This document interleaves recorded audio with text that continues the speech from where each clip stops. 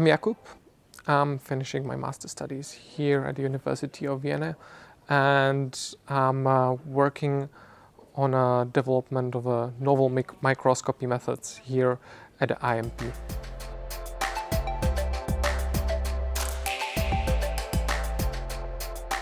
From the first physics lesson I had at the elementary school, I immediately started being interested in this topic and in this field, and I really liked my physics teacher at that time, and it was sort of love at first sight.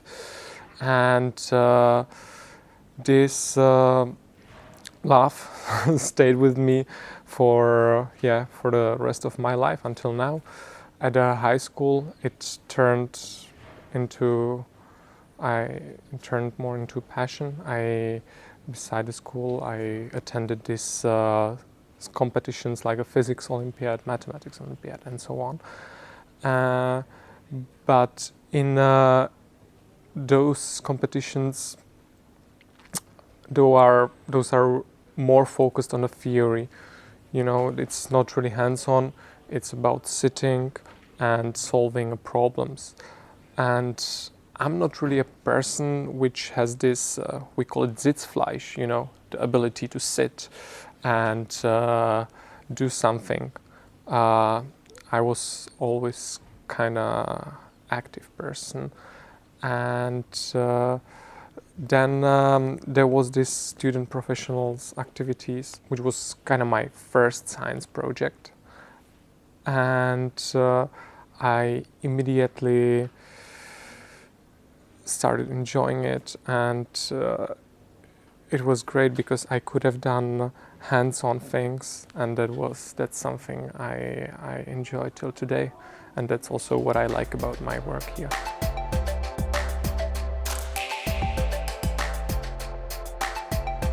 It was for a project where we were building a system to maintain sample in microscope in focus. This was my actually second project, which I did as this student professional activities, and then I saw that there is also opportunity to compete for this award, and then I signed in and I won it. Yeah.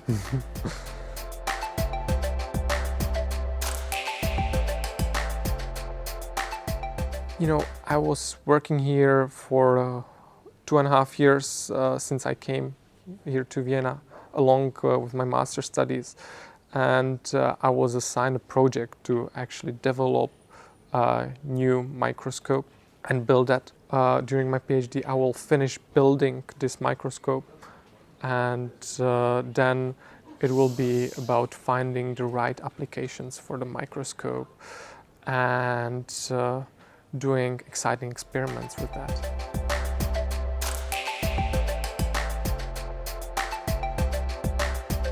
For me, it was a big step because suddenly I left home and I needed to start take care of myself, and I think it was a good step. You never regret it. Exactly, I never regretted it, even though it wasn't easy. From the academic point of view, I need to say that here physics faculty offers much broader spectra of topics and subjects. You can specialize in, you know, there were things I didn't know that exist until I came here. And I think this is a really important thing, that you know that something exists. You don't need to be expert in it, you don't need to be familiar with the topic, but it's good at least to know that such a thing exists. For me, after the transition, there were a lot of those wow effects. But I need to say that as the faculty is big here compared to institute, which was part of a faculty in Brno, at which I studied, the fact that the faculty is big means that it's much more anonymous. You know, there is not really a community like we had in Brno with my study mates. And I'm really grateful that I did this step and I'm here in Vienna, because the Faculty of Physics here offers incredible freedom. You know, I have a list of subjects and I can choose whatever I want from that list. So even if I wanted to combine two subjects which cover totally different topics, I can do that.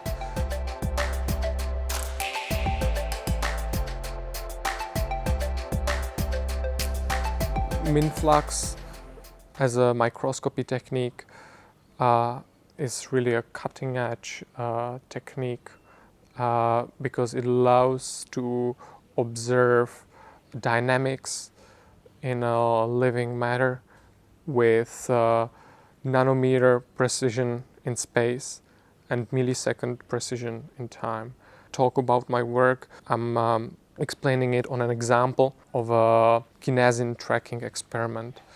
You know, we have a molecular machine, molecular motor in our cells, which is called kinesin, and kinesin has two legs, you know, and it walks like this on the microtubule. What we are able to do, we are able to measure each step it does. You know, each step is 8 nanometers long. I don't like to compare it to human hair or whatsoever, but it's really, really small. It does like 100 steps every second, so it does the steps really like, and we are able to observe this with Minflux. This is something that really fascinates me, and that also drives me, the fact that we can help to make novel observations and to make new discoveries.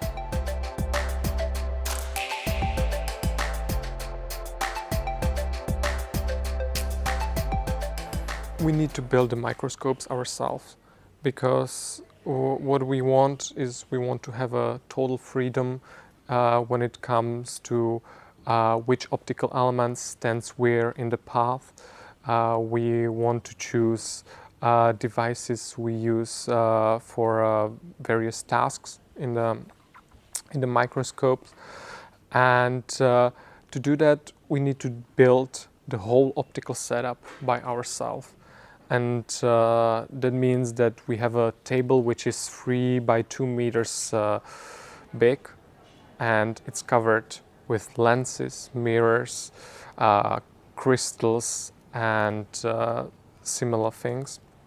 You need to know how to choose the right components. Then you need to know how to put them together. You need to be able to put them together. Then there is a third step where you need to control them all. You remember, as I told you, that this kinesin does 100 steps a second. You know, that means that you need to work on even lower time scales than it's 1/100th of a second to ensure all components are doing what you want. So you need to program it all, and then also as one uses it, it's nice to write a program which is at least somehow comfortable to use for the user. Python is a language which is pretty high level, and it's easy to learn and easy to use, so we use that for controlling most of our microscopes.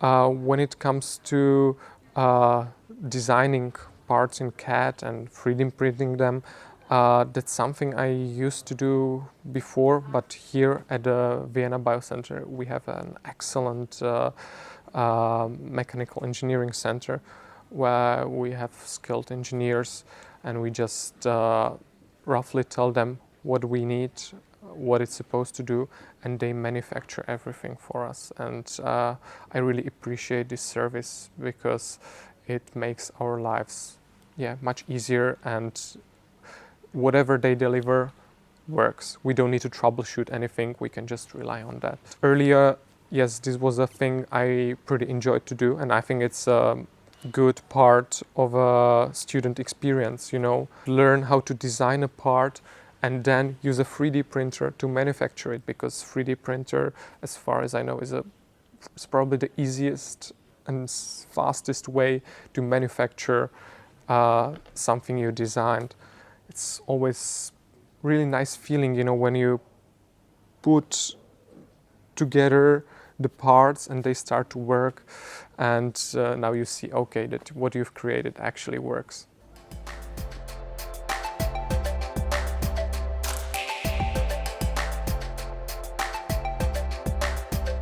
I was searching whether there is a union for students, and I didn't find any, and at that point I was like, okay, maybe I can establish one.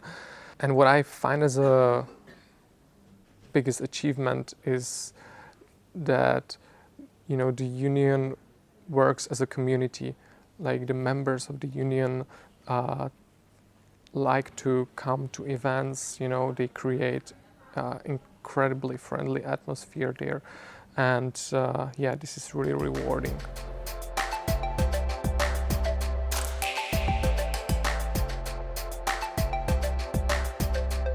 In this regard, Vienna is a really amazing place, because you can sit on a train and in 2 hours you are in the Alps, and you can just hike there, you can just stay overnight at a hut. I think for me this is the only way to relax and really recharge. And I find it a bit sad that I need this to relax, or I cannot relax in other way, but then I always enjoy, if I leave the city and I go for the mountains.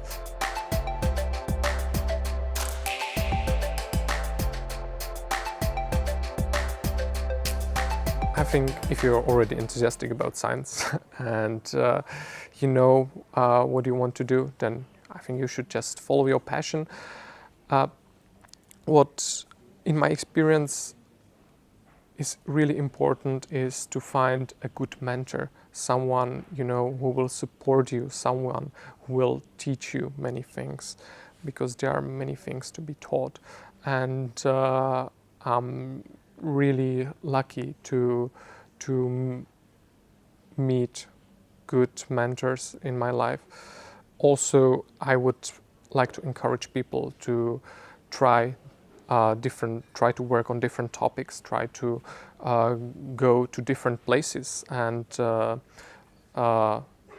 experience on their own what it is to work somewhere else, and then using this experience they can better decide where do they want to go, what do they want to do, and it will help them to find the right thing for them.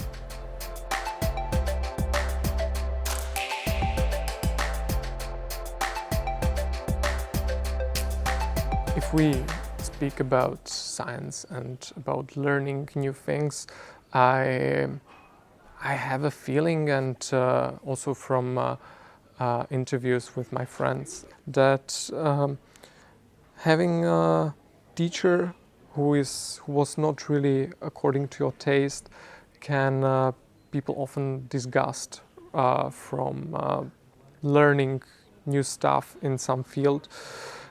Even though there may be other way which would be more suitable for them to learn something in this field. This was, for example, my case with the biology. I didn't like biology when I was at high school, and I never had a good grades in that. But I'm here, and I'm always fascinated by the work other research groups do here, and I'm really enjoying the opportunity to learn from them. And I would like to encourage people to be open to learn new things.